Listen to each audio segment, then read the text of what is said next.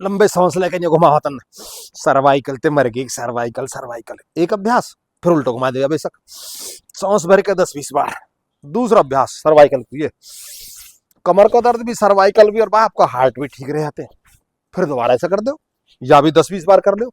फिर एक अभ्यास है यू, इन हाथन ने मोड़ कर ऐसे, ऐसे मोड़ के, और ऐसे खड़े हो जाओ थोड़ी देर, ये सगरी नस खुल जाएंगी। ये हम फायदा भागो, एक बार गर्दन से घुमा दो ऐसे करके। और बताओ, ये यू है नहीं हो, एक ऊपर सर को पॉइंट दिख रहा हो, या ऐसे दबा दो, तुरंत लाभ। एक ऊपर सर करो, दोनों उठान में लास्ट में किडनी की पॉइंट दबा लेंगे, और खाली पेट करो भैया, कतई ठीक हो जाओगे, घबराने की जरूरत ना हो। बहुत तरीका है। इन हाथन ने न्यो कर दो, इन्हें न्यो कर दो, इन्हें दबा लो, नहीं नहीं हो खाली जगह ही। ये 1 2 3, ये सगरे चैनल ने ऐसे दबा ले, ऐसे करके सगरे दर्द गायब है जा। क्या दिन फिर बताऊंगा अपन, राम राम।